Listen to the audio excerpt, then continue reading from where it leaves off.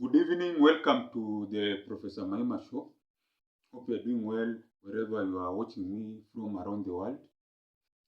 Please subscribe, share, and like this video. So today I want to talk about free education in Kenya. I mean free education in Kenya. That is from nursery all the way to university. So in the past days we have been talking about the Gen Z demonstrations. They're still continuing, and I don't know how it's going to end. But one of the recommendations I've had the Gen Zs talk about is having free education in Kenya. That is free primary education, secondary education, and university education. That is, everything is free from nursery until university. That's what we are talking about. Free education. So the reason why I'm talking about free education is that education is very expensive here in Kenya, more so university education. So me, I'm talking about we should have free education, and I'll talk about my sector, that is university education. I'm a lecturer in one of our universities, so I want to talk about free education, more so public universities. So as you know, in Kenya, the education in the past, it used to be very free. People would be admitted to university, and if they're under government sponsored, in fact, even used to be government sponsored, the education will be most like it used to be free, because students will get stipend for their daily living, and even the help. Everyone was covered by help. It was as if it was free. It was just free basically. So now these days they came and changed something. They said people have to pay for their fees. Let's say if you're a government student, government sponsored student, that's where they're admitted directly into university, you have to pay a certain percentage. And then if you are maybe you have private student, maybe you are not admitted directly into a course and went to the university to ask for admission, let's say it's a public or private, most likely majority are public, you have to pay for yourself like 100%. So they brought in things of help, they brought in things of bursaries. There's a lot of confusions, isn't it?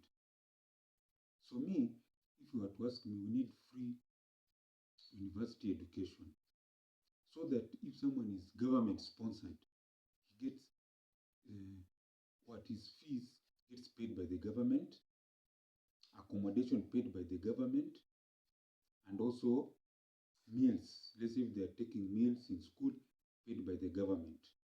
Let's say admitted directly from public universities. That's one thing. Then on the other side, we can have school or private students, private students who come into the university as private students. So these students can be like in the past, we used to have this thing called parallel, which will go back to the parallel program, whereby you say university there's day classes and evening classes. Government sponsored students can learn anytime during the day and even the evening. And even if you are private sponsored, in fact you can choose daytime or evening classes. But government sponsored students, the ones who are admitted directly into courses, because of their grades, their fees is paid by the government, that's one. Accommodation is paid by the government, that's two. And their meals is paid by government, that's three. But if you're a private student who have gone to a public university just for admission and there's space for you, then it's up to you to pay for yourself.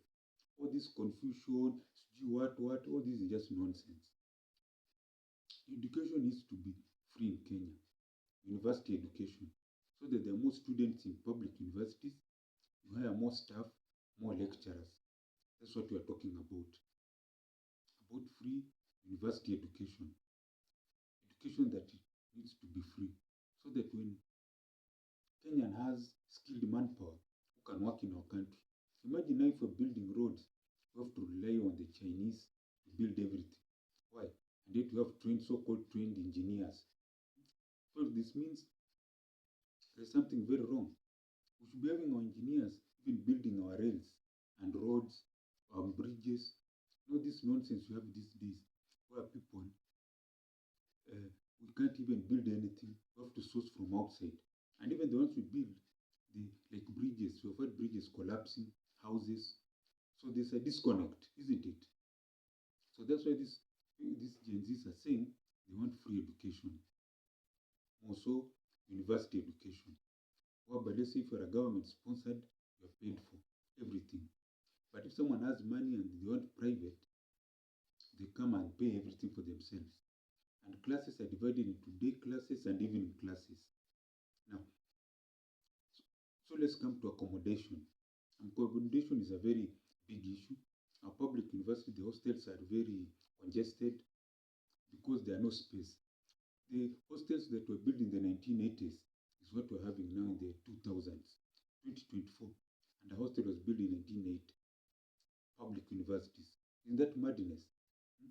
So this is what I will propose. These accommodations universities should be run by private entities. And when I mean private, companies, serious companies that offer hostels. Then when you move on, when you finish that one, if someone is government sponsored, the accommodation is paid by the government, and even the meals are paid by the government, isn't it? So once that is done, anyone who's coming from outside, let's say a private sponsored student, can also get the same services of accommodation, meals, but it's from their pocket, from their own means. That's what we're talking about. Any government sponsored student in a public institution, their accommodation should be paid by the government. Now that brings me to the big question: where will the money come from?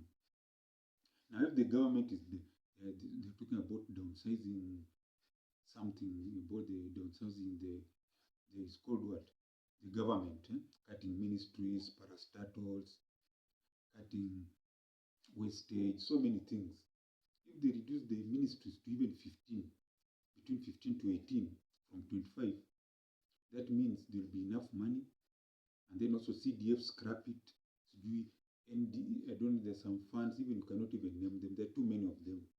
Once you scrap them, you consolidate this fund into one big basket called the Higher Education Fund. You can give it a name, I don't know. These people, they're always creative when they're giving names, isn't it? So when that's done, they come and education will be free at university level. As I have said in the other videos that you have seen. Even the Gen Zs yesterday, they were debating, and then they said they want free education. But they were talking about it's called universal free education. Universal free education. They're also talking of healthcare, free of it, but that will be in another video. So education has to be free at university level so that we have more skilled manpower to work here in Kenya and also can work outside. But more, the emphasis should be in Kenya, where they work here in Kenya, so that the country can develop. Cannot be, it's called what? They used to hear foreign direct investment. It used to be skills. Kenya did not have the required skills in many sectors, also engineering. But all these universities, I don't know, they are nearly even 40. Cannot tell me we need to import skilled manpower. Skilled manpower should be grown here. And if you're having people working on our bridges, working on our hospitals, doctors, engineers, pilots, we should be able to train our local people so that they're able to gain the required knowledge and skills. And even still on learning at university level, apart from physical classes, you can have online. So that if someone is working and is private sponsored, they can do online courses. That will mean more lecturers are employed and more staff are employed. That's how now you change this narrative. That's one of the ways you can develop Kenya and reduce this unemployment issue. Because when people are skilled, they can create their own jobs. They can even go outside to be employed. They can make the country prosper, the economy to grow. And that will reduce unemployment in the country. So this is the Professor Maima show. If you like what I've said, send something on the mobile number down there, +254 769 729 327. I repeat again, mobile M-Pesa there, +254 769 729 327. And as I always say, Gwaheri ya kuonana, Gwaheri.